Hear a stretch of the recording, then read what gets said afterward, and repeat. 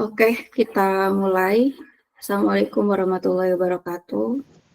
Waalaikumsalam warahmatullahi wabarakatuh. Waalaikumsalam warahmatullahi wabarakatuh.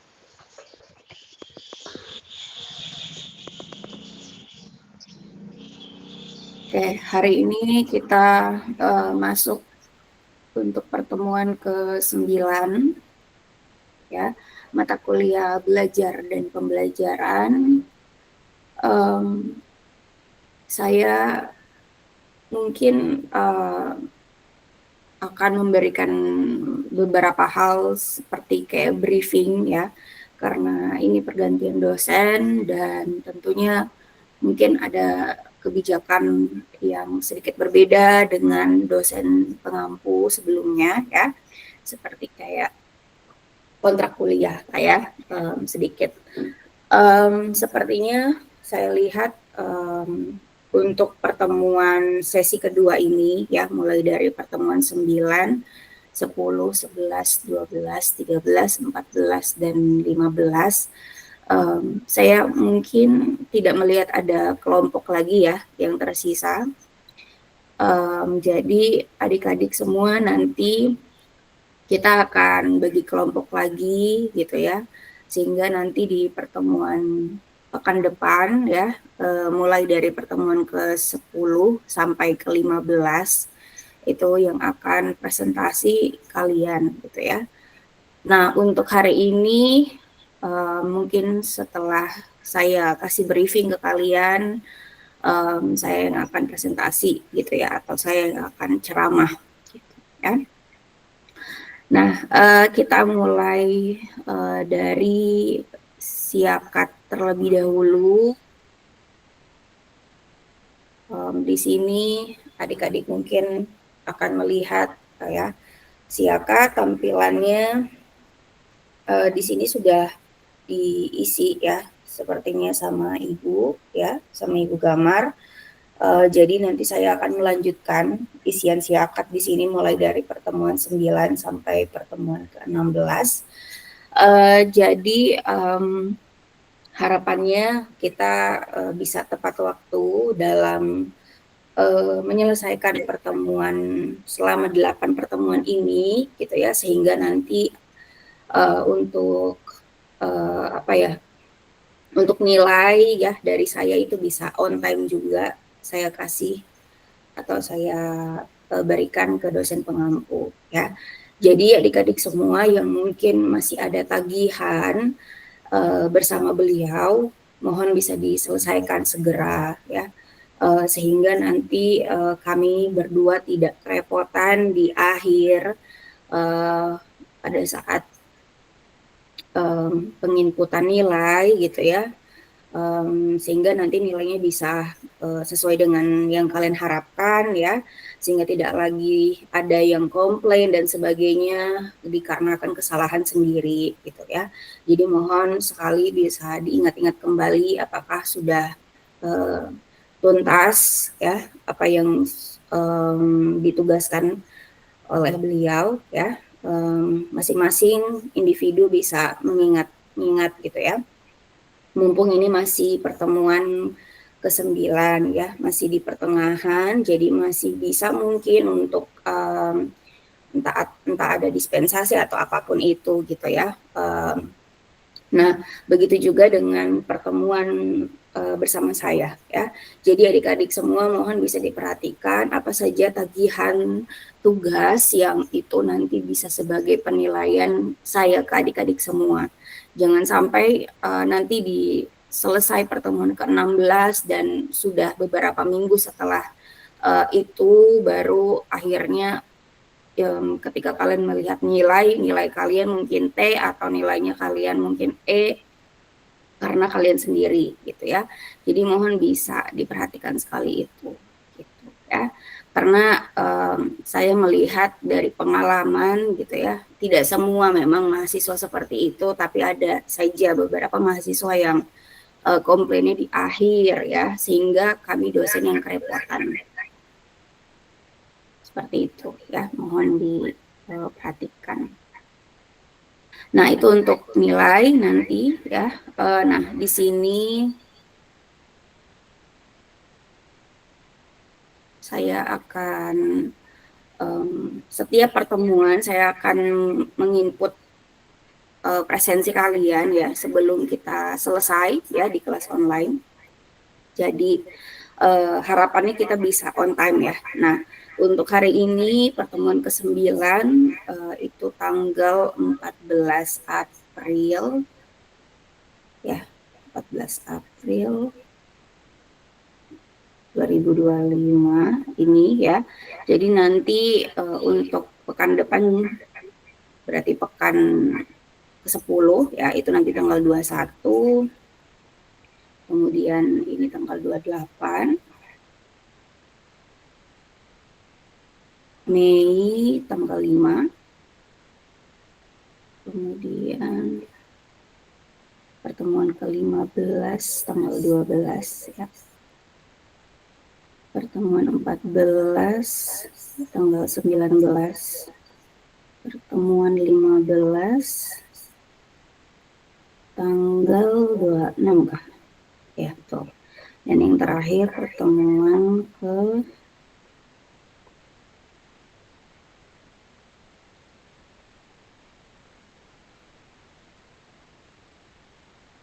tanggal 2. Nah, ini sesuai dengan urutannya ya.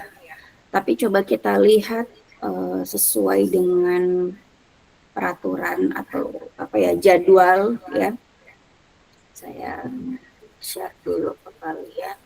Ini saya sementara simpan dulu. Walaupun ada perubahan nanti kita akan sesuaikan. Oke.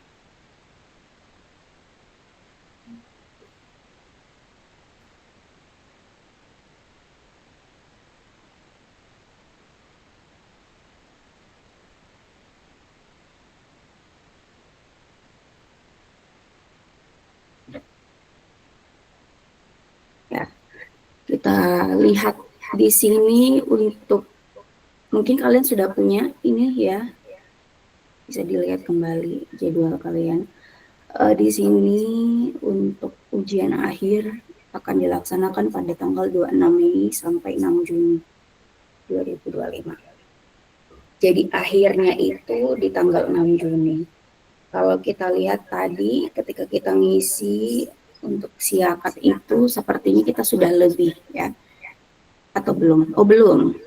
Berarti kita tanggal 2 Juni terakhir. Itu ya. Kalau dia tanggal 6, jangan sampai kita berlebihan ya. Di maksimalnya itu tanggal 6, jadi tidak boleh lewat dari itu setelahnya. Kalau di sini tanggal 6 itu hari Jumat ya. Nah, di sini saya belum tahu, saya belum cek lagi apakah di hari Senin di bulan April dan Mei itu ada hari libur atau tidak. Kalau ada hari libur itu nanti kita harus cari waktu lagi, dan itu yang repot ya. Jadi kalau misalnya libur, tidak mungkin saya tidak liburkan kalian ya. Tapi sementara jatah mingguan itu sudah mepet sekali gitu. Jadi nanti kalaupun ada hari libur misalnya gitu ya, nanti coba kita diskusikan kembali di kelas seperti apa. Apakah menyesuaikan waktunya nanti, atau misalnya mungkin kita ambil malam saja, bagaimana nanti, mohon nanti kita bisa diskusi di grup WA itu ya, biar kita bisa selesaikan dengan baik, dan saya juga tidak ngambil hari libur kalian gitu ya. Tapi hal seperti ini sangat sebenarnya bagus dibicarakan di awal seperti sekarang, karena biar kita semuanya tahu gitu ya, yang memikirkan jatah untuk setiap pertemuan itu bukan hanya saya tetapi adik-adik juga gitu ya, karena kalian yang sebenarnya belajar di sini gitu, jadi bukan saya yang pusing sendiri ya. Kalau misalnya ada hari libur, misalnya ketua kelas atau teman-teman lain di sini bisa mengingatkan misalnya, Ibu hari Senin ini libur, kita mungkin misalnya alihkan di hari apa gitu ya, nanti saya sesuaikan juga jadwal saya, begitu ya. Oke, jadi nanti seperti itu ya untuk informasinya terkait kita masuk. Nah, saya lihat juga untuk jadwal kalian, kan kalian kelas E, itu kalian di hari Senin ada 3 ya. Jadi untuk mata kuliah itu, pertama mata kuliah saya di sini ya sampai jam 9.10, terus lanjut lagi ini ya, lalu Senin ini, yang ini ya. Jadi 3 kelas ya. Nah, kenapa saya tidak bisa masuk kelas offline? Karena saya sebentar setelah selesai kelas ini, saya langsung masuk kelas online lagi di semester 4 gitu ya. Jadi saya tidak bisa masuk offline. Untuk pertemuan selanjutnya, saya mungkin minta jawaban atau konfirmasi dulu ke kalian apakah memang bahasa Inggris ini kalian belajarnya atau kuliahnya online atau offline. Mungkin bisa dijawab. Kuliah online. Online ya. Oke.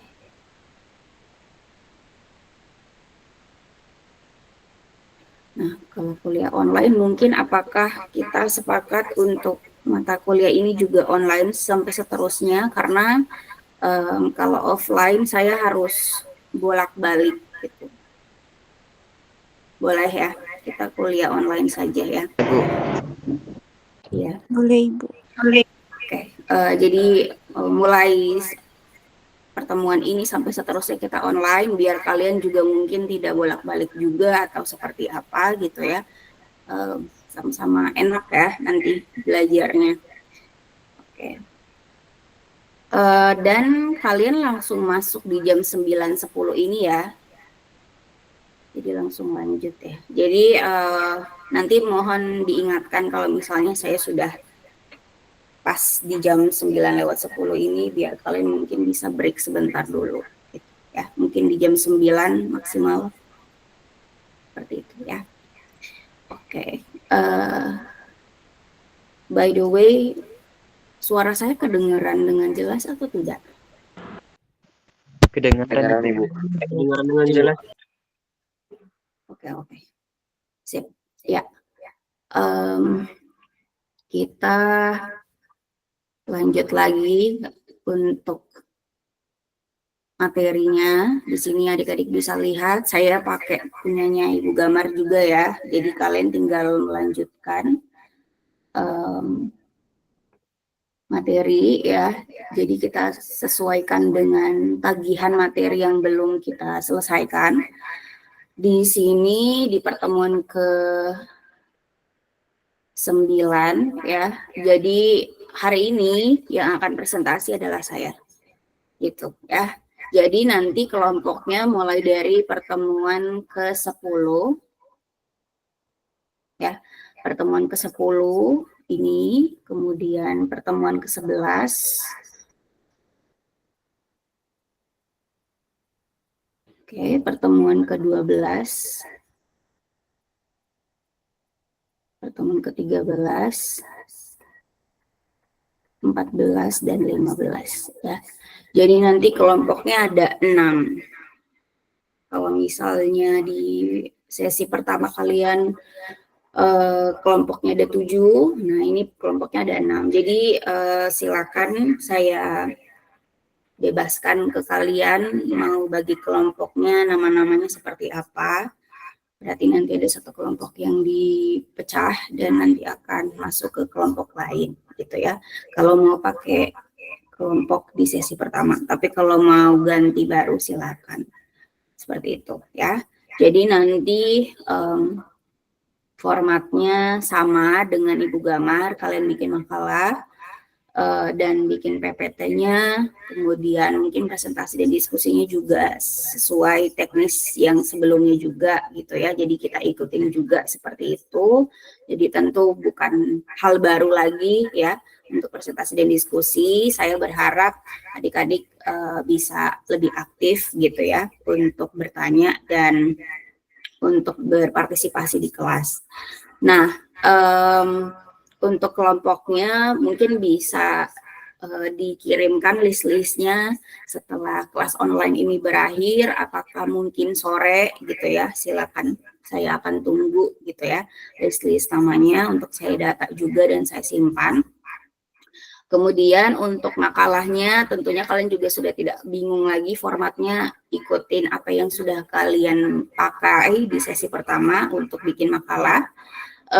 PPT-nya juga seperti itu. Nah, untuk pengumpulannya semua kelompok, baik kelompok 1, 2, 3, 4, 5, dan 6, walaupun misalnya ada kelompok yang majunya terakhir gitu ya, kelompok 6. Tetapi semua kelompok file makalahnya itu di-share atau di-upload maksimal itu di waktu yang sama, yaitu di pekan depan. Jadi tidak di-upload sesuai sebelum waktu maju, tetapi di pekan depan gitu ya, maksimal. Jadi untuk pertemuan ke-10 kita masuk di tanggal 21 April, maka semua kelompok, baik kelompok 1, 2, 3, 4, 5, dan 6 itu harus mengupload atau share file makalahnya di tanggal 20 ya.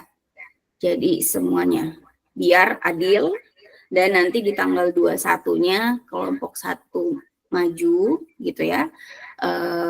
Tanggal 21 itu nanti mungkin kelompok 1 bisa kirim PPT-nya gitu ya pada saat mau maju, sebelum mau maju ya. Tapi makalahnya dikumpul maksimal serentak di tanggal 20 April. Seperti itu ya. Kemudian untuk moderator dan notulen dari kelompok 2 ya. Jadi yang kelompok 2 jadi moderator dan notulen. Apa lagi? Oh ya, jadi nanti saya akan di tanggal 21 itu gitu ya, di pertemuan ke-10 saya akan kasih lihat hasil plagiarisme kalian.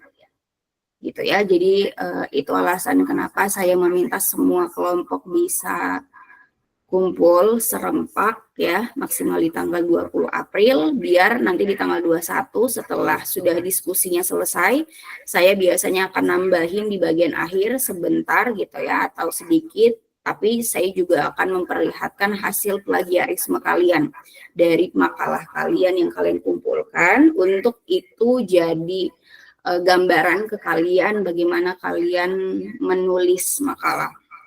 Jadi hasil plagiarisme itu adalah salah satu penilaian untuk kalian gitu ya. Jadi kalau misalnya tulisan makalah kalian itu plagiarismenya, tingkat plagiarismenya itu tinggi, maka itu akan mempengaruhi nilai, karena judgement saya atau penilaian saya, kalian mungkin copy paste langsung tanpa diedit terlebih dahulu, atau tanpa kalian menulis versi kalian sebelum kalian kumpul gitu ya.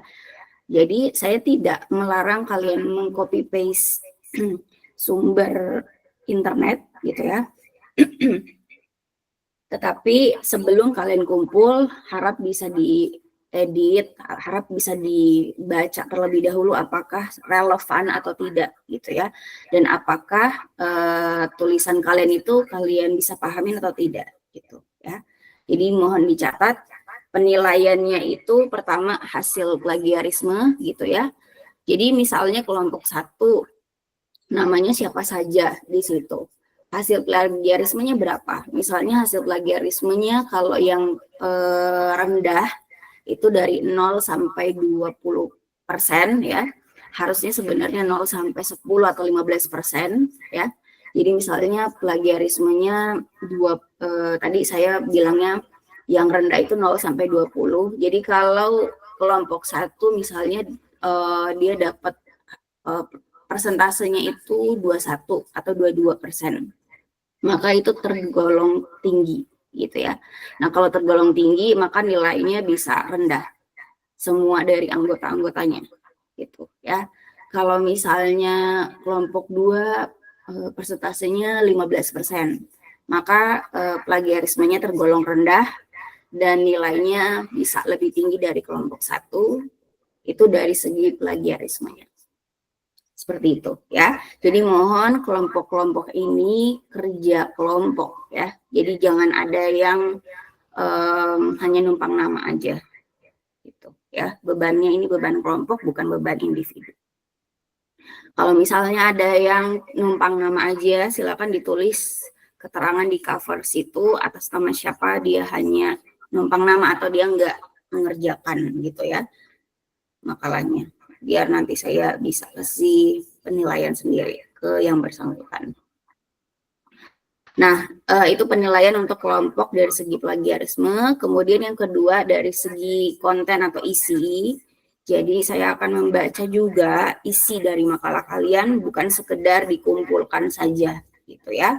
Jadi saya akan lihat apakah relevan enggak judul kalian dengan isi kalian. Seperti itu. Kalau enggak relevan maka nilainya juga akan rendah gitu ya. Nah, itu untuk tugas kelompok. Jadi nilai kelompok akan bisa sama rata gitu ya, tergantung anggota kelompoknya siapa aja. Nah, untuk nilai individu, saya tidak meminta kalian untuk mengerjakan resume setelah setiap pertemuan gitu ya. Nah, jadinya saya dapat nilai individu dari mana? Saya dapat nilai individu dari keaktifan kalian selama di kelas. Jadi usahakan selama masuk kelas online ini kalian ada keaktifannya. Karena pada saat itu juga saya langsung nilai kalian gitu ya. Entah kalian jadi moderator, notulen yang bertanya atau yang menambahkan, maka pada saat itu juga akan saya langsung nilai. Dan biasanya misalnya pertemuan ke berapa ya? 13, 14 atau 15 karena itu sudah mulai di akhir-akhir pertemuan, saya akan biasanya mengingatkan kepada teman-teman di sini, adik-adik di sini yang belum aktif gitu ya. Jadi yang belum ada namanya akan saya sebutkan namanya untuk bisa aktif di pertemuan sisa itu gitu ya. Kalau misalnya saya sudah sebutkan dan yang bersangkutan tidak aktif, maka tentu nilainya akan 0 untuk tugas individunya atau nilai individunya gitu ya. Kemudian jadi adik-adik bukan hanya kalian hadir saja di sini sebagai partisipan, tetapi kalian aktif. Jadi walaupun kalian hadir dari awal sampai akhir pertemuan, tapi kalau kalian tidak aktif, maka tentu nilainya tetap standar sekali gitu ya. Nah itu. Jadi untuk terakhir untuk UAS final testnya nanti akan saya umumkan bentuknya seperti apa gitu ya. Entah mungkin di pertemuan ke-15 akan saya umumkan biar kalian bisa prepare. Seperti itu ya. Gimana overall, apakah ada yang mau ditanyakan? Silakan.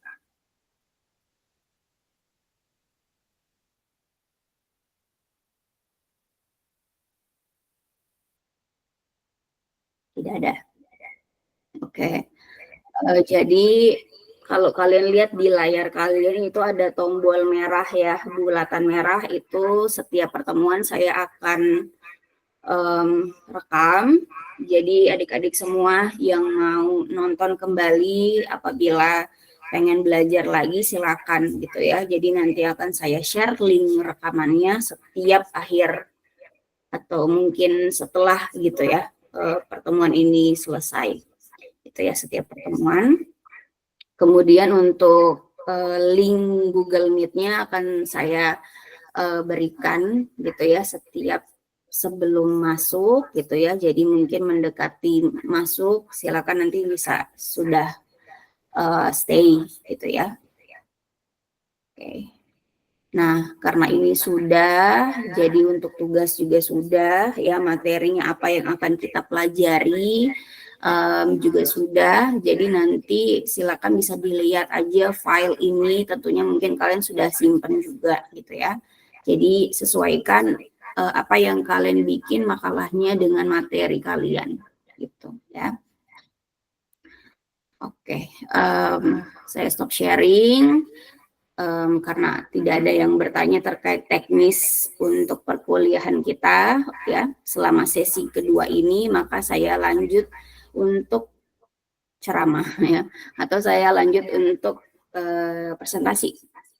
Nah, adik-adik harapannya bisa on cam semua, karena nanti pada saat presensi sebelum kita selesai dan kita tutup, saya akan panggil satu-satu namanya. Jikalau ada di situ username-nya tapi tidak menyaut dan tidak on cam, saya tidak kasih hadir ya. Tidak adil untuk teman-teman yang dari awal sudah stay dari tadi ya. Oke. Nah, saya ada 3 materi untuk hari ini. Jadi untuk hari ini kita akan belajar terkait teori humanisme ya. Kalau tadi kalian lihat di materi itu ada yang namanya teori belajar humanistik ya. Teori belajar humanistik, kita akan belajar apa itu teori itu, kemudian apa prinsipnya, kelebihan dan kekurangan dan implikasinya ya. Sesuai dengan list yang ada tadi ya, materi tadi. Semoga bisa mengcover ya, karena saya hanya akan yapping atau bicara selama 1 jam ya, karena di jam 9.10 kalian akan lanjut lagi di mata kuliah selanjutnya ya. Di sini saya mau kasih lihat dulu apa yang akan saya pakai dalam ceramah ya. Kalian mungkin bisa sambil siapkan catatan atau mungkin kalian mau ngetik juga silakan. Saya langsung share aja di bagian sini. Nah, adik-adik semua, saya pakai sumber belajar di internet juga sama seperti kalian gitu ya. Saya tidak punya bukunya untuk belajar pembelajaran. Sebenarnya ada, hanya saja itu tidak sesuai dengan list materi kita gitu ya. Jadi tahun lalu saya itu masuknya di sesi pertama gitu ya, di pertemuan 1 sampai pertemuan ke-8 gitu ya. Itu lumayan ada nyangkut, jadi saya ada bukunya dan juga sesuai dengan materinya, tapi karena saya lihat bukunya itu tidak sesuai gitu ya, bab-babnya itu, sehingga saya beralih ke sumber belajar internet ya. Jadi kalian juga silakan nanti ketika makalah mau dibikin bisa juga gitu ya untuk pakai sumber di internet ya. Nah, saya ambil 3 di sini. Jadi yang pertama ini ya, mohon maaf sekali sumber saya tidak ada yang bahasa Indonesia tapi semuanya bahasa Inggris gitu ya. Jadi kalau ada yang mau belajar silakan bisa di searching aja ini judulnya. Ini untuk sumber pertama ya. Kemudian yang kedua dari artikel, yang ketiga juga dari artikel ya. Nah, ini tentunya mungkin saya tidak bisa mengcover secara detail untuk materinya karena itu tadi ya, saya hanya punya waktu sebentar gitu ya. Nah, untuk yang pertama ya, jadi ini what is humanistic learning theory in education ya. Jadi apa itu pembelajaran humanisme ya dalam pendidikan. Kemudian yang kedua nanti saya ke sini learning theory according to humanistic psychology and its implementation in students gitu ya. Jadi teori pembelajaran berdasarkan psikologi humanistik dan implementasinya dalam di siswa ya. Kemudian yang ketiga ini learning theory according to humanistic psychology juga and its implementation in students. Jadi ini judulnya sama ya, tapi penulisnya berbeda ya. Ya. Dan jurnalnya juga sama ini, ya. Tapi dari, oh ya, kampusnya sama juga, ya. Nah, ini tidak akan saya tampilkan pada saat saya ceramah, tapi saya menampilkan PowerPoint. Tidak muncul di situ ya PowerPoint-nya.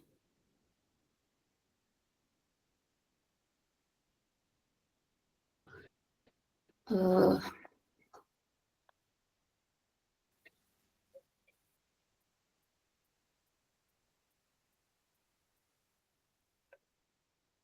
Oke.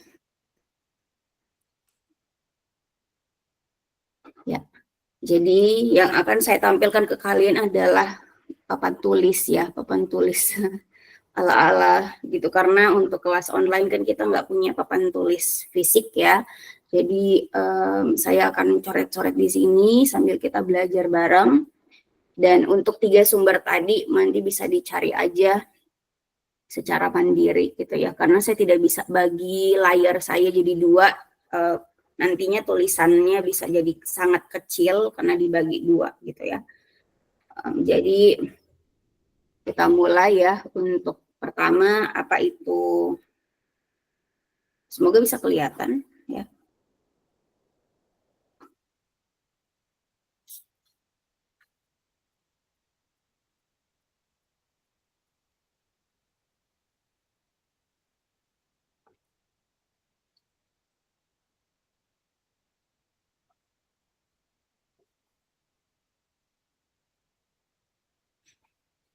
Bagi yang pakai HP mungkin bisa di zoom in aja gitu ya, biar kelihatan apa yang saya tulis.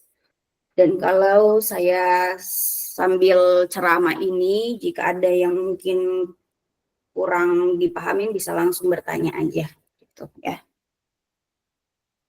Nah, apa itu teori belajar humanistik?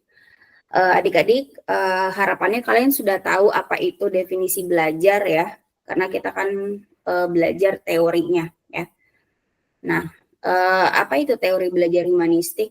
Sebenarnya sebelum ke situ, kita harus tahu dulu bahwa teori belajar itu ada banyak ya. Jadi ada banyak gitu ya, dan di sini kalian diperkenalkan gitu ya teori-teori apa saja yang sudah ada gitu ya, dan itu yang akan nanti bisa jadi apa ya, referensi kalian. Ya, jadi referensi kalian dalam nanti di mata kuliah yang berhubungan dengan pendidikan gitu ya.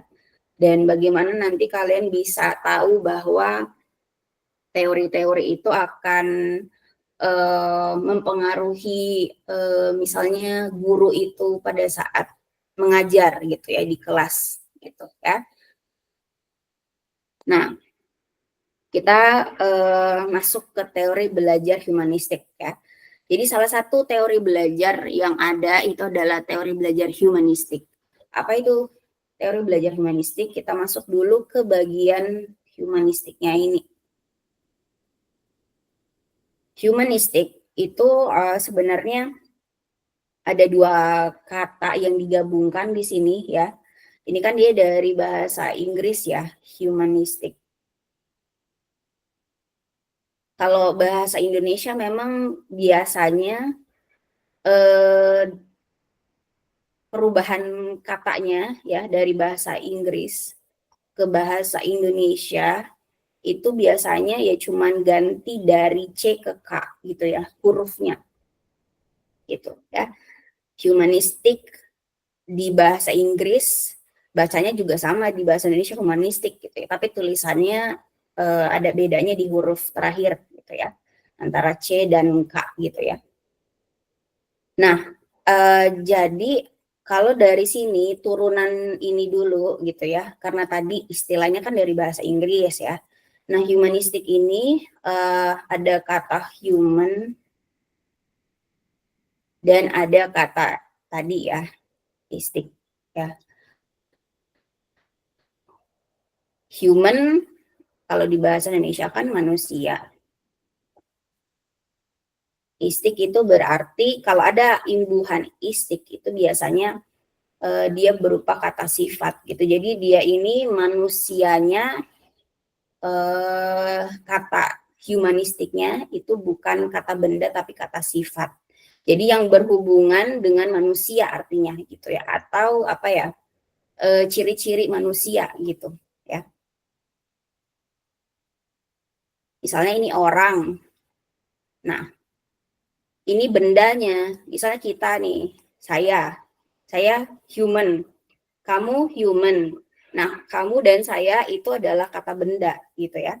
Nah, tapi kalau dia sifat, itu artinya orang ini itu dijelaskan ciri-cirinya, kenapa dia manusia. Misalnya, ciri-ciri dia manusia apa? Misalnya ada sifat dia punya akal, dia bisa berpikir, dia bisa bersosialisasi, dan lain-lain.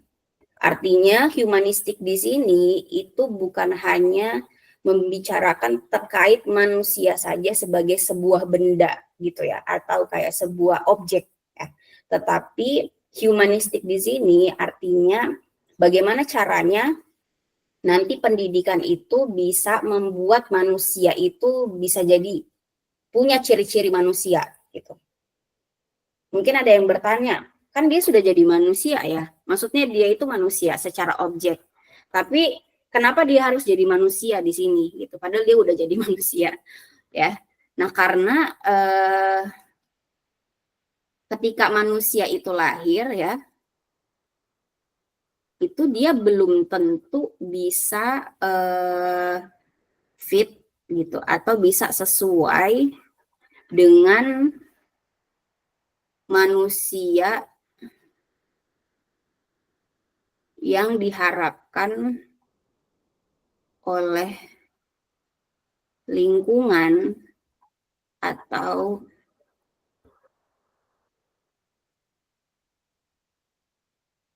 gitu ya. Nanti bisa di zoom aja itu tulisan dokternya. Soalnya tulisan saya mungkin nggak terlalu kebaca di situ. Jadi artinya adalah setiap manusia yang lahir itu dia secara objek atau secara benda gitu ya, secara fisik gitu ya, dia adalah manusia gitu ya. Secara morfologi dia itu manusia, tetapi kenapa dia butuh pendidikan dan kenapa misalnya teori belajar humanistik ini tuh ada, karena ya manusia itu harus bisa sesuai dengan yang diharapkan oleh lingkungannya atau yang diharapkan pada saat peradaban itu dia tinggalin gitu ya. Karena itu tadi tidak semua manusia itu bisa sesuai dengan yang diharapkan oleh lingkungan. Nah, yang sesuai dengan harapan lingkungan itu apa? Misalnya ya apa dia itu hidup di era mana sih gitu. Dia itu hidup di zaman apa? Dia itu hidup di perkembangan seperti apa gitu ya. Nah, itu pasti akan menimbulkan ciri-ciri yang diminta oleh kebudayaan itu gitu ya terhadap manusia baru ini gitu ya. Nah, itu alasan munculnya teori belajar humanistik ini gitu ya. Jadi tidak serta-merta ketika manusia itu lahir gitu ya, dia itu sudah bisa hidup dengan orang-orang di sekitarnya gitu. Tapi dia perlu belajar bagaimana caranya hidup dengan masyarakat gitu, atau bagaimana dia bisa hidup dengan sesuai dengan perkembangan atau zaman itu gitu ya, seperti itu. Makanya muncul teori belajar humanistik ini gitu ya. Nah, itu salah satu alasannya. Kalau dari segi katanya itu tadi bahwa teori belajar humanistik itu kita belajar tentang bagaimana nanti manusia itu bisa sesuai dengan manusia yang diharapkan oleh lingkungan ya. Nah, selanjutnya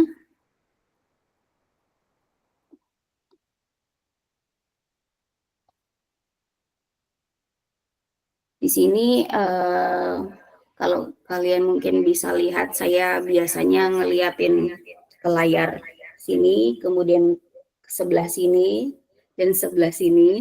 Itu karena saya ada 3 layar yang saya lihat ya. Jadi untuk materinya biar saya juga tahu apa yang nanti selanjutnya saya bahas gitu ya. Tadi udah ya, secara definisi atau secara kata ya, humanistik itu apa. Nah, kalau dari sumber yang tadi ya, dikatakan bahwa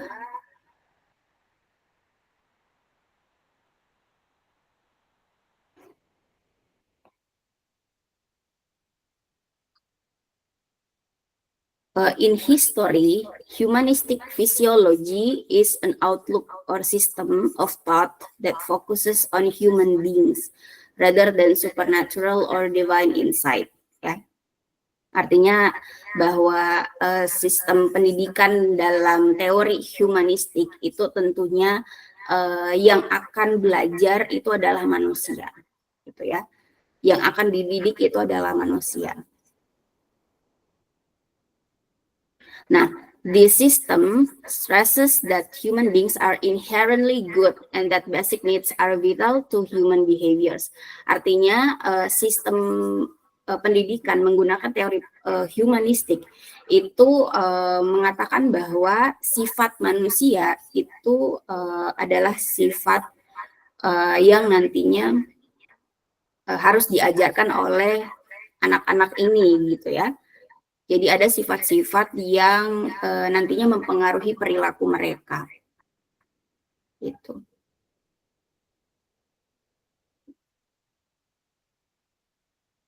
Nah, dari situ kita bisa menjelaskan bahwa humanistik ini berfokus kepada manusia, ya. Berfokus kepada manusia, di mana manusia itu punya potensi atau apa ya, keunggulan gitu ya,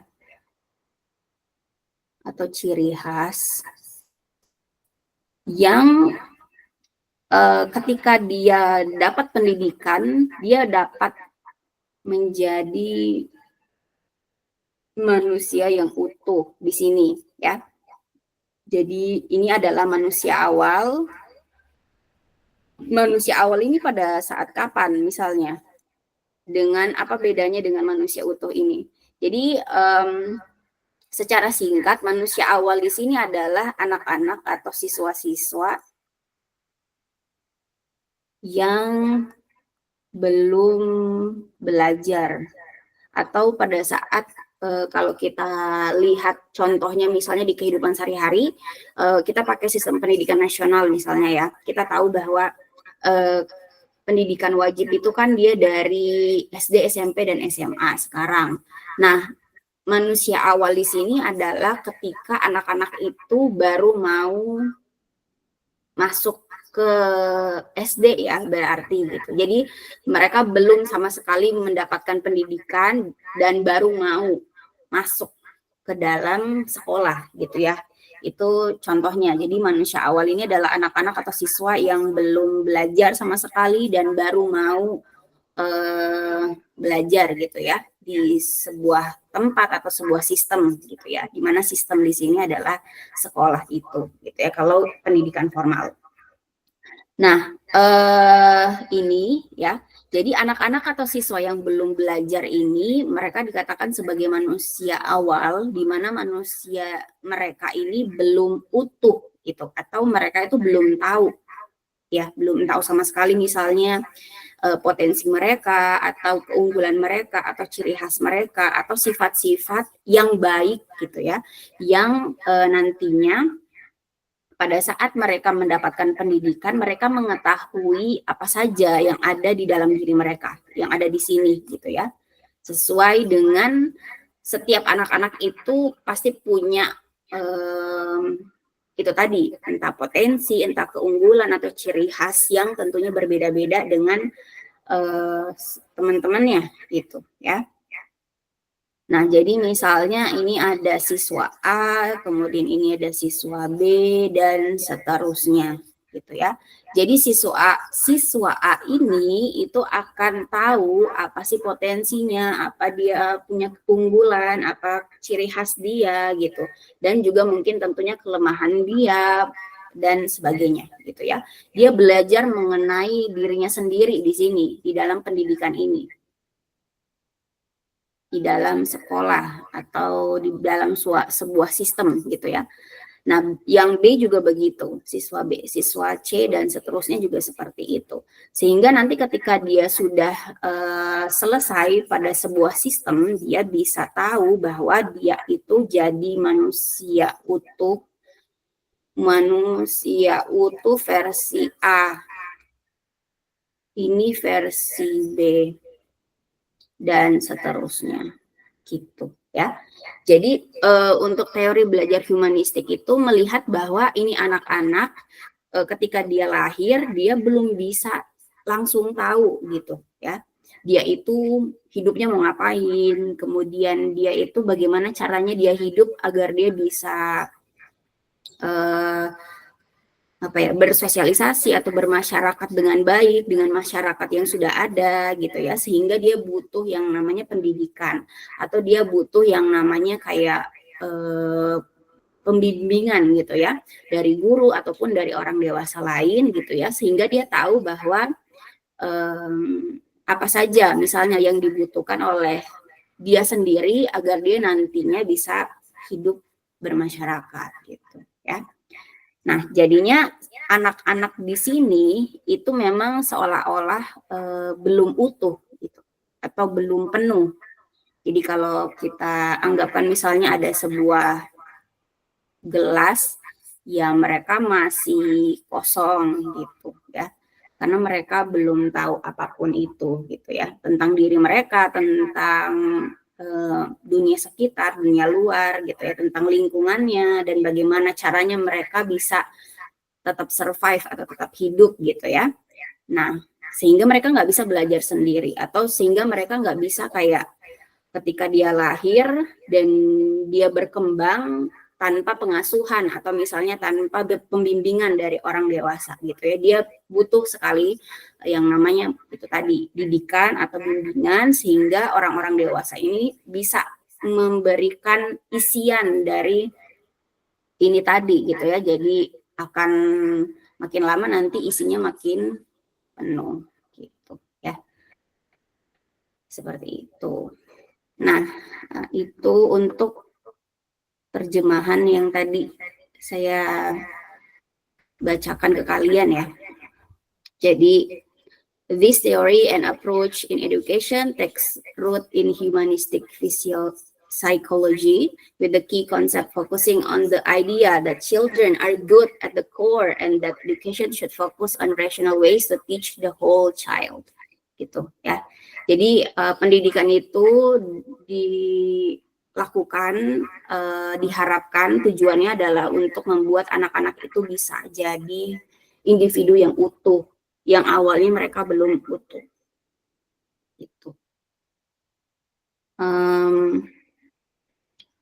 Itu kita ke bagian siapa penemunya ya, atau siapa yang mencetuskan ya.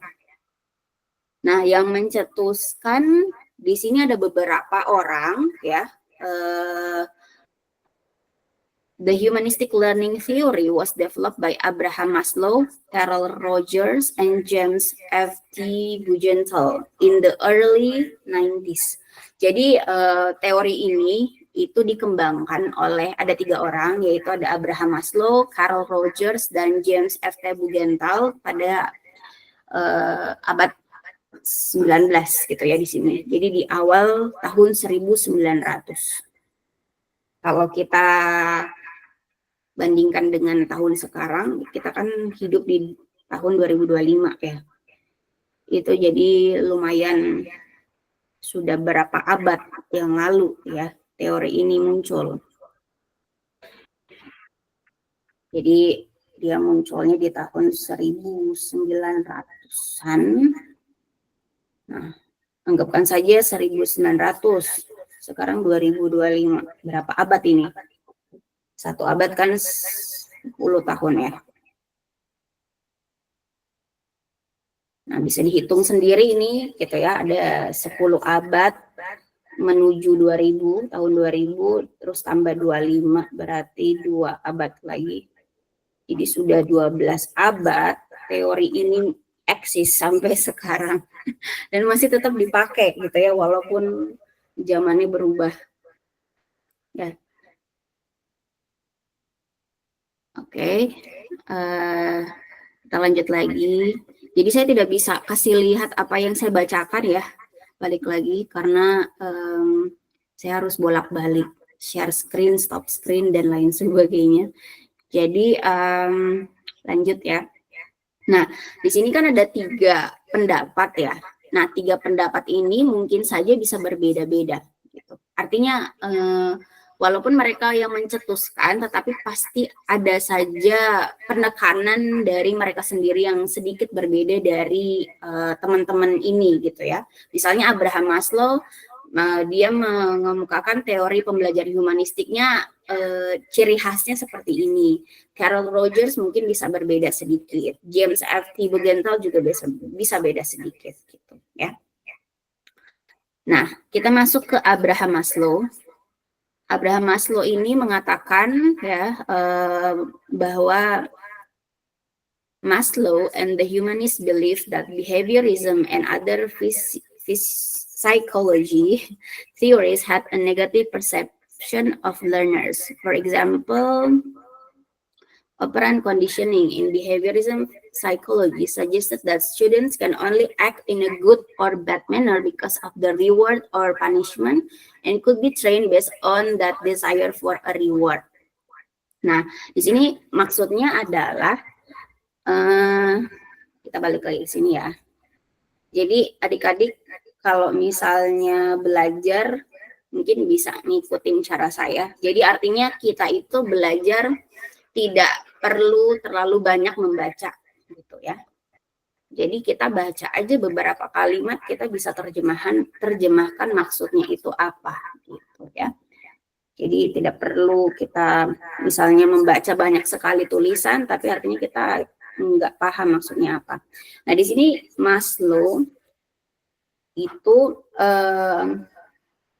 mengatakan bahwa misalnya ada anak A dan anak B. Nah, anak A ini diajarin oleh guru yang sama.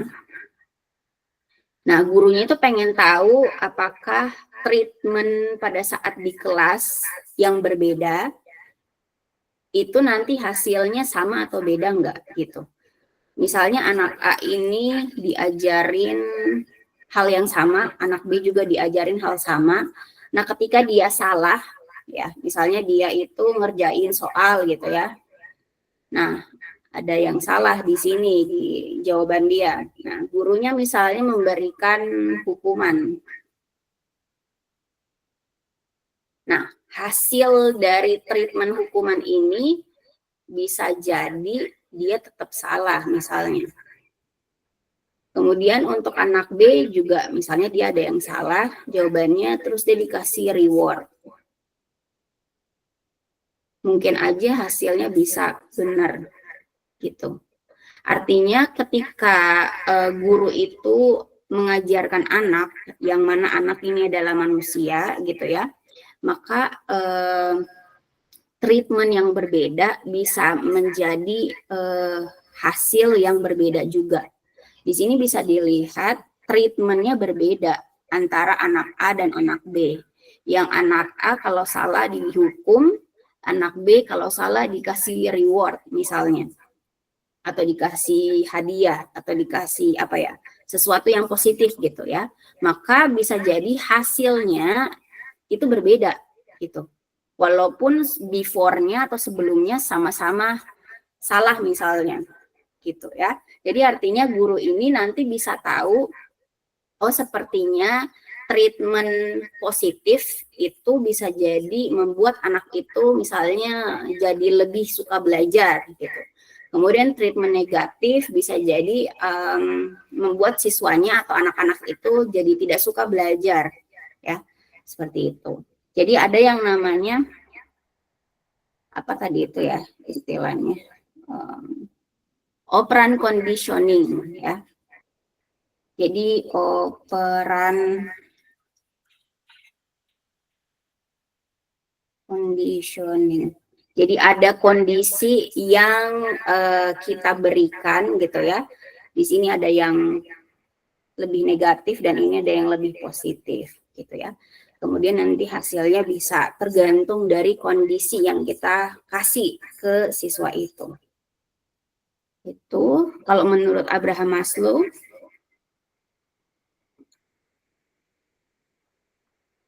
Jadi Maslow and humanistic psychology suggest that students are inherently good and will make a good decision when all their needs are met. Humanistic psychology focuses on the idea that learners brings out the best in themselves and that humans are driven by their feelings more than rewards and punishment. Maslow believed this and wrote many articles to try and demonstrate. Oke. Nah, di sini agak sedikit saya perbaiki, ternyata saya ada yang keliru di sini. Jadi, karena tadi satu paragraf itu saya tidak baca penuh, jadi saya artikannya seperti ini. Ya, ternyata maksud Maslow tidak begitu. Jadi, maksud Maslow adalah anak A dan anak B sama tadi, misalnya dia begini, terus dia dihukum dan dia dikasih reward. Dia bisa benar dan bisa benar. Kelihatan nggak bedanya apa? Ada yang bisa ini nggak notice bedanya apa nih antara kondisi A dan kondisi atas dan kondisi bawah?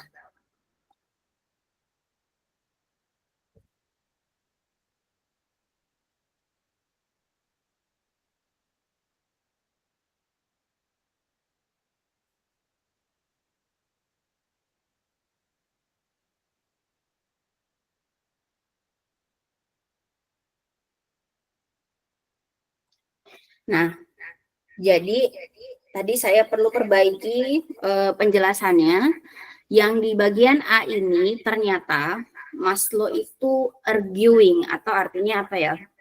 Dia itu mendebat teori dari behavior. Teori behavior itu teori perilaku ya. Yang namanya tadi operant conditioning, di mana kalau misalnya kita pengen anak itu bisa benar, maka kita kasih treatment dia yang sesuai dengan apa yang dia sukain sehingga dia bisa jadi suka belajar misalnya gitu ya. Jadi nanti treatmentnya di sini harus benar-benar sesuai dengan anak itu kayak gitu ya. Nah tapi ternyata teori Maslow untuk versi humanisme itu sedikit berbeda dengan teori behavior tadi. Artinya kalau kalian bisa notice di sini, anak A dapat salah, dia dihukum, dia bisa jadi benar, dan anak B salah dan dia dapat reward, dia benar. Artinya mau si gurunya itu kasih treatment apapun, menurut Maslow, berdasarkan teori humanismenya atau humanistiknya itu, artinya anak itu apapun itu baik itu negatif atau positif jadi hal yang benar. Artinya ada potensi di anak itu biar dia misalnya berada di lingkungan yang mungkin tidak mendukung dia belajar atau misalnya membuat dia terhambat belajar karena dia punya potensi ya atau karena dia punya apa sih yang namanya kebaikan gitu ya di dalam dirinya, maka dia akan tetap berhasil juga walaupun treatmentnya itu bisa beda-beda gitu ya. Jadi tidak melihat faktor luar jadi penghambat si anak itu untuk berhasil. Jadi yang Yang sedikit berbeda antara yang teori yang pertama, yang atas ini, dengan teori yang kedua adalah itu tadi. Kalau misalnya teori behavior, anak itu bisa berhasil kalau dia dikasih treatment yang berbeda gitu ya, yang sesuai dengan maunya dia. Jadi ada faktor luar yang membuat anak itu berhasil. Nah, tapi kalau teori humanistik versi Maslow, tidak ada yang membuat anak itu gagal kalau dirinya sendiri tidak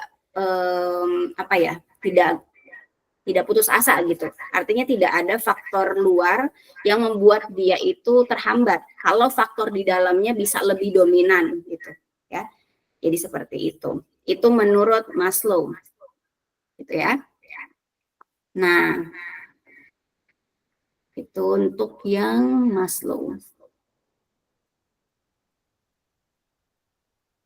Sampai di sini ada yang mau ditanyakan? Atau ada yang bingung?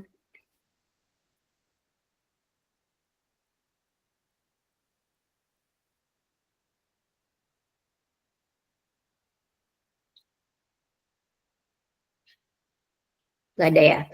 Itu masih loading, masih mikir. Ya, jadi artinya kalau menurut Maslow, seseorang itu atau si anak itu gitu ya, pada saat dia belajar, ketika dia dihukum atau misalnya ketika dia diberikan mungkin hadiah atau kalimat-kalimat positif, baik itu hal negatif ataupun hal positif yang datang ke dia, itu tidak berpengaruh terhadap keberhasilan dia gitu. Karena keberhasilan dia itu berasal dari potensi dia yang ada di dalam. Seperti itu. Ya. Jadi karena dia objeknya adalah manusia, maka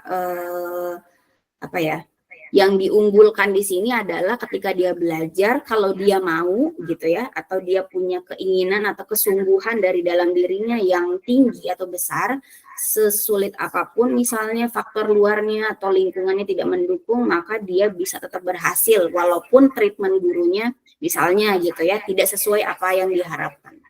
Itu ya. Itu kalau menurut Maslow.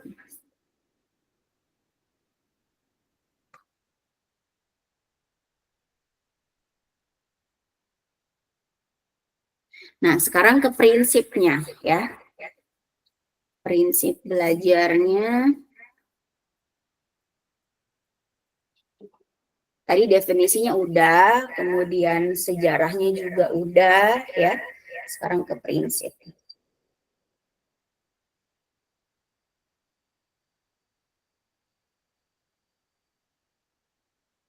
Tadi saya ada kata yang hampir mirip-mirip dengan humanistik ya, tapi saya bilangnya humanisme.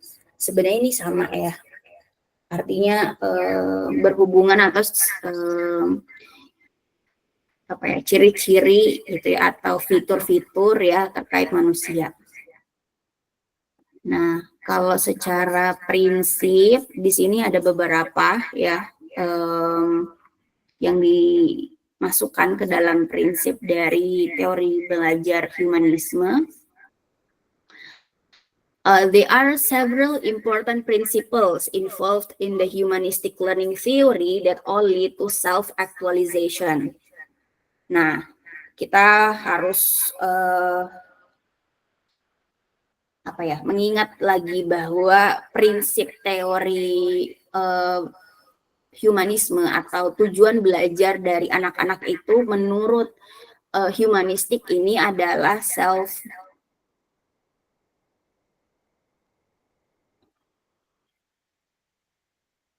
self-actualization atau aktualisasi diri, refleksi diri gitu ya. Jadi si anak itu berhasil, dikatakan berhasil ketika dia belajar kalau dia tahu misalnya dia itu cara belajar menurut dia yang dia sukain itu apa gitu ya. Itu salah satu misalnya self actualization gitu ya. Bukan fokusnya ke materi gitu ya. Jadi mungkin kan ada kayak teori belajar lain yang mengatakan bahwa yang dikatakan berhasil, anak-anak itu dikatakan berhasil belajar kalau misalnya mereka dapat nilai tinggi atau mereka mereka bisa memahami materi gitu ya, atau berhubungan sekali dengan konsep-konsep materi yang diajarkan gitu. Tapi kalau menurut humanistik, yang dikatakan berhasil itu adalah ketika anak-anak itu tahu mereka itu belajarnya seperti apa gitu. Mereka tahu misalnya kalau saya belajarnya itu lebih suka seperti ini gitu. Jadi artinya mereka tahu kalau mereka belajar sendiri itu mereka bisa gitu, dibandingkan misalnya harus disuapin oleh gurunya atau misalnya harus belajar ketika gurunya nyuruh mereka gitu ya. Mereka lebih bisa mandiri gitu ya untuk belajar. Nah, makanya di sini goal utamanya adalah mereka bisa punya aktualisasi diri gitu ya. Mereka tahu diri mereka sendiri itu seperti apa, cara belajar yang menurut mereka suka itu seperti apa, treatment-treatment untuk mereka sendiri itu seperti apa gitu ya. Kemudian misalnya mereka cita-citanya apa, kemudian apa saja keunggulan di dalam diri mereka, apa saja yang mereka sukain, apa saja yang mereka tidak sukain, apa yang menurut mereka itu mereka lemah di bagian itu, mereka bisa tahu bagaimana caranya bisa mengatasi kelemahan mereka. Nah, itu tujuan apa ya menurut teori humanistik ini gitu ya dalam anak-anak belajar. Nah, lanjut lagi ya ke bagian di sini ada beberapa. Yang pertama students choice gitu ya. Students choice, jadi pilihan siswa ya. Kemudian ada fostering engagement to inspire students to become self-motivated to learn. Nanti saya terjemahkan ya, jadi saya bacakan dulu. Terus yang ketiga, the importance of self-evaluation. Yang keempat, skills and knowledge are both important. Yang terakhir, a safe learning environment. Nah, untuk yang pertama itu yang choice, jadi pilihan siswa. Ya, choice is central to the humanistic learning theory and humanistic psychology. Humanistic learning is student-centered, so students are encouraged to take control over their education. They make choices that can from daily activities to future goals. To focus on a specific subject area of interest for a reasonable time that they choose. Teachers who utilize humanistic learning believe that it's crucial for students to find motivation. And that is more likely to happen when students are choosing to learn about something that they really want to know. Itu prinsipnya bahasa Indonesia. Siswa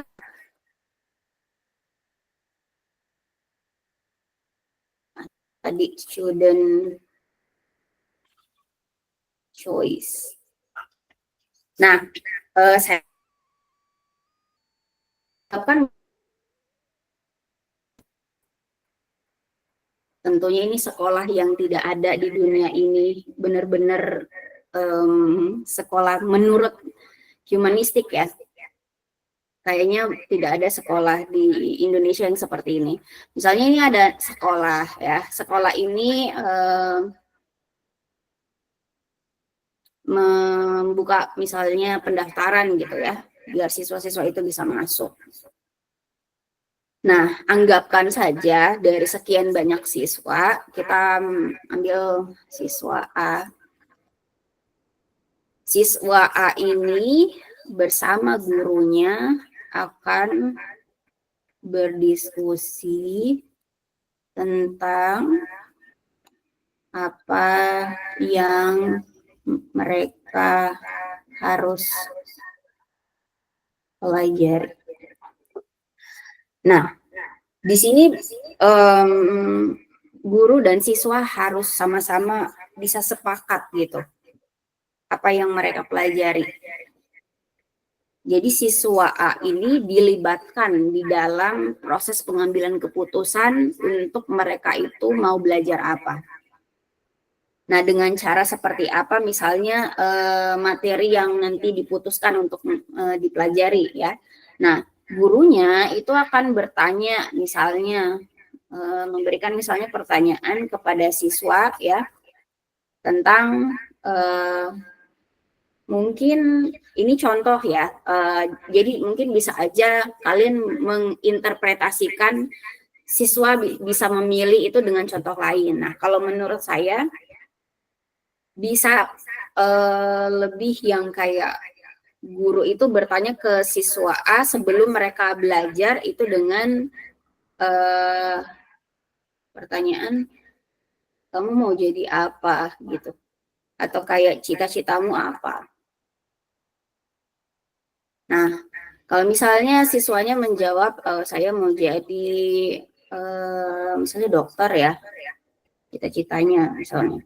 Nah, nanti guru akan memberikan advice atau saran atau nasihat gitu bahwa kalau kamu mau jadi dokter, untuk kamu sekolah di sekolah ini, maka kamu harus memperkuat misalnya mata pelajaran terkait IPA gitu ya, misalnya IPA biologi gitu ya. Kemudian harus pintar matematika juga karena logikanya harus benar misalnya gitu ya. Kemudian untuk keterampilan kayak praktikum, kamu juga harus bisa gitu ya.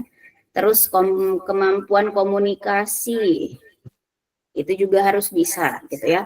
Misalkan ini yang harus dibutuhkan si anak itu untuk bisa jadi dokter. Nah, dengan cara seperti ini, siswa itu tahu bahwa dia itu belajar IPA biologi, matematika, ini dan ini itu adalah untuk mendukung goalnya yang ini, dokter ini.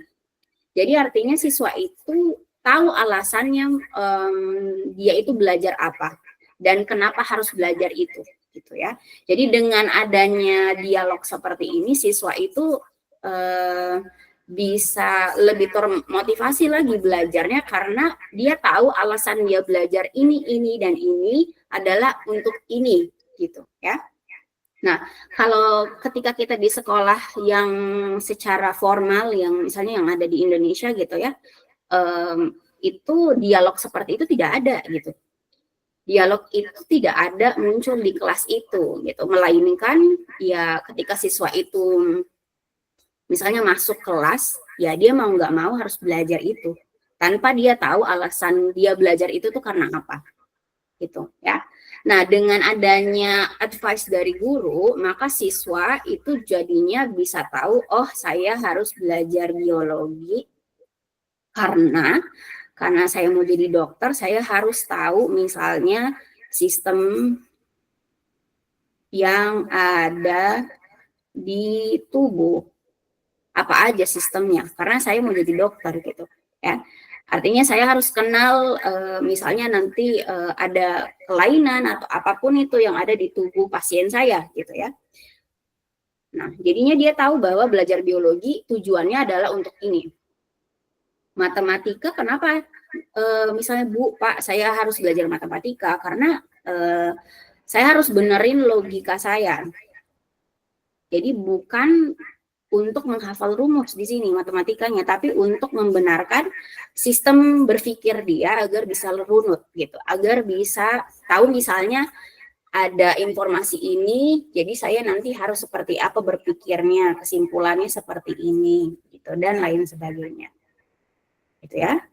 Kemudian praktikum. Nah, ini kenapa sih saya harus mulai belajar bisa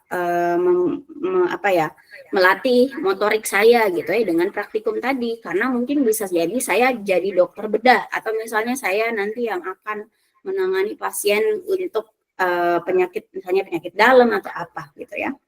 Jadi di sini ternyata kalau saya belajar praktikum saya dapat motorik yang bagus gitu, atau saya bisa lebih lebih terampil misalnya melakukan sesuatu yang mungkin berhubungan dengan sesuatu yang objeknya tuh detail atau kecil gitu ya. Nah, dan mungkin harus hati-hati dan lain sebagainya gitu.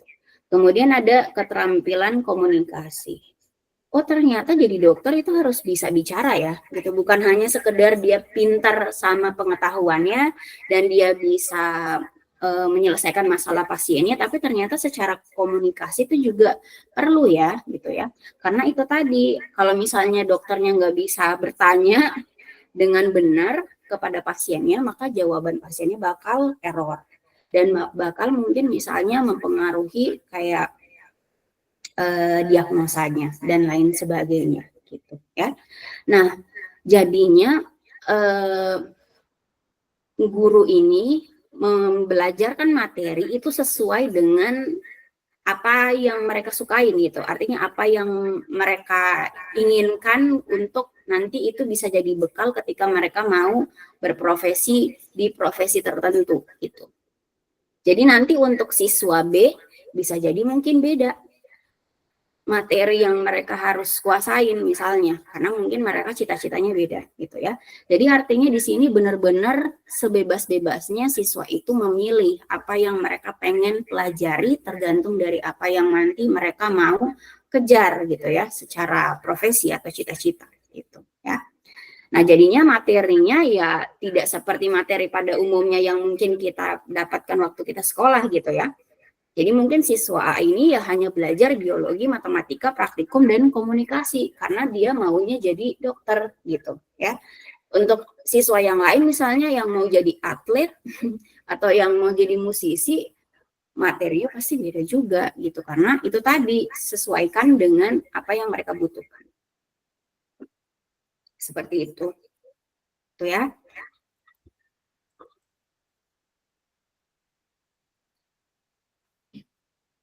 Jadi dari sini ternyata siswa itu menurut teori humanistik mereka bisa memilih gitu ya. Nah, memilih di sini itu juga bisa jadi bukan hanya ini saja tetapi misalnya bagaimana cara nanti guru mengajar. Bagaimana nanti di kelasnya apakah siswanya yang jadi yang aktif belajar atau gurunya dan lain sebagainya gitu ya. Jadi banyak sekali sebenarnya contoh yang kita bisa menjelaskan di sini siswa memilih itu seperti apa sih itu penjelasannya ya. Nah, itu kemudian contoh-contoh lain misalnya prinsip-prinsip lain ya. Ada yang namanya fostering engagement to inspire students to become self-motivated to learn. Artinya siswa ini harus diinspirasikan atau harus apa ya? Jadi guru itu ketika ngajar bukan hanya langsung, oke adik-adik kita akan belajar ini, hafalkan materi ini, kalian harus pelajari ini, nanti kalian harus ngelakuin ini, gitu ya. Tapi dimulai dari guru itu memberikan motivasi ke siswa gitu atau itu tadi sebenarnya balik lagi kenapa sih kita harus belajar ini gitu ya, ada alasan gitu atau ada apa ya informasi sebelum kita masuk ke materi itu gitu ya. Jadi harus ada motivasi, harus ada inspirasi dari gurunya sehingga siswanya itu tahu bahwa mereka itu belajar itu untuk apa dan buat mereka itu dampak ke merekanya itu apa gitu ya. Kemudian the importance of self-evaluation di sini, gitu ya. Jadi artinya penting sekali siswa itu bisa mengevaluasi dirinya. Artinya ya guru di sini tidak benar-benar mengejar nilai ya untuk siswanya ini gitu karena yang mereka harapkan, guru harapkan ini adalah agar siswanya itu tahu ketika dia itu belajar, dia tahu bahwa apa yang mereka pelajari itu sudah cukup atau belum bagi mereka. Sudah benar belum informasinya. Nah, caranya seperti apa? Caranya adalah dengan ketika siswa itu dapat misalnya koreksian dari guru, nah siswa itu sendiri bisa tahu bahwa oh ternyata saya salah di bagian ini. Berarti saya harus belajar lagi mengenai yang salah ini gitu ya.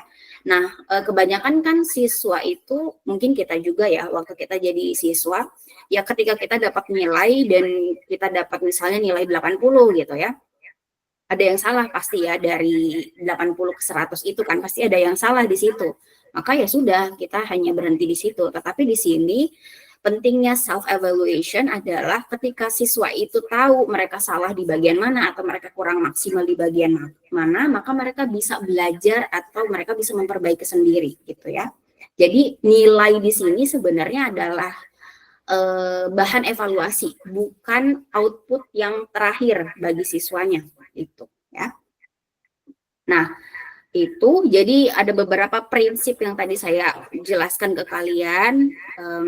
Saya tidak akan jelaskan lagi lebih detail seperti contoh tadi ya, karena saya juga lihat jam di sini. Nah, kemudian kelebihan dan kekurangannya ya, itu tinggal itu. Bentar. Oke. Pas ini ya, slide-nya ada 5, jadi kelebihannya apa? Mungkin kalian bisa tahu kelebihannya dari apa yang saya jelaskan tadi. Artinya yang pertama, di sini, ya, jadi mungkin yang paling penting esensi dari humanisme adalah lifelong learner. Artinya siswa itu bisa jadi orang atau individu yang belajar kapanpun dan dimanapun. Setua apapun dia atau setinggi apapun misalnya profesinya dia akan tetap terus belajar. Karena dia sudah punya habit gitu ya, atau punya kebiasaan bahwa ya dari dulu saya belajarnya itu karena saya mau, bukan saya disuruh. Atau bukan karena saya harus dapat nilai ini. Itu ya. Jadi lebih luas lagi atau lebih tinggi lagi sebenarnya niat dia belajar gitu ya.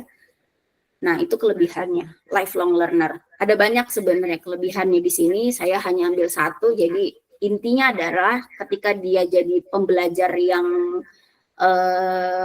sepanjang hayat gitu ya, artinya dia bisa belajar kapanpun, dimanapun, tanpa dia harus sekolah dulu lagi, atau misalnya harus disuruh, tapi dia mau belajar secara mandiri gitu ya. Nah, kemudian kekurangannya,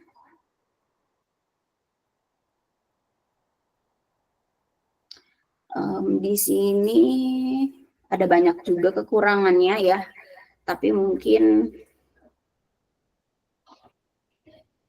kekurangannya yang satu ini, yaitu individualis. Karena dia benar-benar fokus ke dirinya sendiri, maka bisa jadi itu terlalu berlebihan dan dia tidak punya waktu untuk belajar bareng-bareng temannya gitu ya. Nah, itu resikonya dia bisa cenderung individualis dan mungkin cenderung tidak peduli dengan orang-orang di sekitarnya. Karena ya itu tadi, dia hanya fokus ke dirinya sendiri dan dia hanya fokus untuk memperbaiki dan meningkatkan kualitas dirinya. Tapi sebenarnya kekurangan ini juga pasti bisa diatasi dengan sekolah ya. Artinya pasti gurunya juga akan bisa memonitor, oh ternyata anak ini sudah cukup misalnya dia dalam belajar sendiri dan mungkin nanti sewaktu-waktu bisa diarahkan untuk belajar secara berkelompok. Seperti itu. Begitu. Itu saja tambahannya ceramah dari saya, semoga bisa dipahamin. Inti-intinya tadi ya, saya sudah rangkum dari ketiga artikel tadi walaupun tidak detail mengenai teori belajar humanistik. Bagaimana? So far so good? Atau ada yang mau ditanyakan, silakan.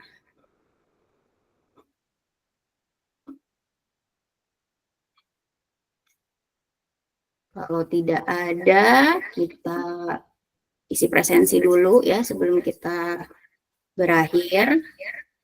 Jadi saya panggil satu-satu namanya untuk nanti saya isi presensinya ya. Jadi di sini sudah belajar tentang apa? Teori belajar humanistik. Ya. Nanti untuk selanjutnya saya akan isi ya. Nah, untuk isi absen, kita mulai dari yang pertama. Ini ada berapa orang nih? 28 ya. Ananda Rizky Mardatila hadir. Hadir Ibu. Jihan Fahira. Hadir Ibu. Mana mukanya? Ada. Ada. Oke. Agustina. Hadir Ibu. Wasni. Hadir Bu. Rizal. Hadir Bu. Siti Fadila. Hadir Ibu. Yusril. Hadir Ibu.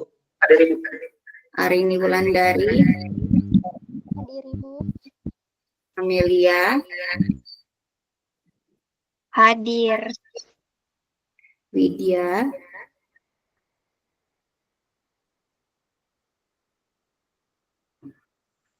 Hadir Ibu. Hampir saya kasih alfa kan. Esti Anugrah. Hadir Ibu. Mukanya mana? Maaf Ibu. Esti ada enggak? Ya. Windy. Hadir Ibu. Sahra.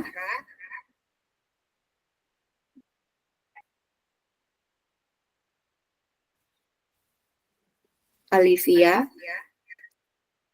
Hadir Ibu. Rahma Aulia.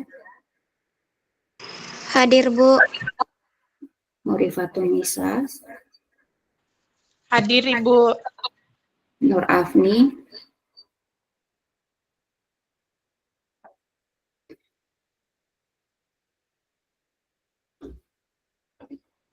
Vivi.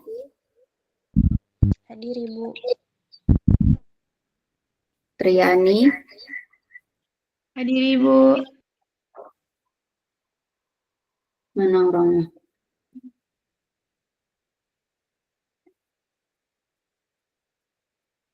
Triani mana? Hadir Ibu.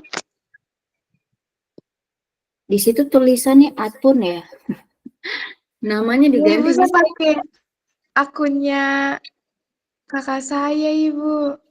Oh ya, oke. Pangki. Hadir Bu. Andari. Hadir Ibu. Ada, oke. Farah. Hadir Ibu. Putri Nurgayanti.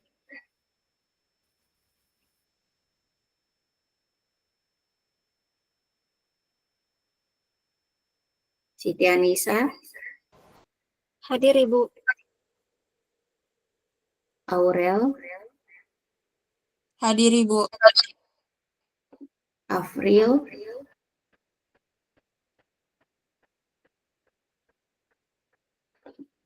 Pela.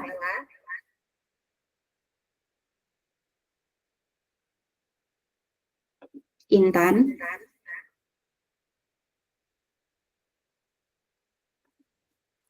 Oke. Sudah kelihatan ya, terpampang jelas siapa aja yang hadir dan tidak. Dan bagi adik-adik semua yang kalau ada berhalangan hadir, ya, saya juga tidak meminta kalian dan tidak berharap sama sekali kalau kalian sakit, tapi ketika mungkin ada halangan, ketika kalian tidak hadir, mohon jangan ada yang mewakili gitu ya, jadi langsung aja yang bersangkutan bisa menginfokan ke saya sebelumnya. Gitu, ya, entah kalian infokan ke WA group atau pribadi silakan bisa di chat, tapi jangan dititip-titip ke temennya ya, jadi langsung aja. Dan ketika saya sudah isi presensi ini dan jika ada misalnya informasi menyusul misalnya, saya sudah tidak menerima lagi ya untuk perbaikan di presensinya. Jadi mohon diperhatikan. Saya sudah simpan dan kita bisa tutup untuk pertemuan hari ini. Harapannya kalian bisa belajar untuk mata kuliah ini dengan lebih baik lagi, dan semoga saya bisa memfasilitasi kalian belajar gitu ya. Kalau ada pertanyaan silakan bisa bertanya juga gitu ya, entah di WA group atau di kelas online ini. Kita ketemu lagi di pekan depan. Kalian masih ada waktu 10 menit, 9 menit untuk break sebentar, dan setelah itu kalian bisa lanjut ke mata kuliah selanjutnya gitu ya. Oke, begitu saja untuk hari ini. Sekian, mohon maaf jika ada hal yang kurang dari saya. Terima kasih banyak sudah stay dari tadi gitu ya. Assalamualaikum warahmatullahi wabarakatuh dan selamat pagi. Waalaikumsalam. Waalaikumsalam. Waalaikumsalam warahmatullahi wabarakatuh. Terima kasih, Bu.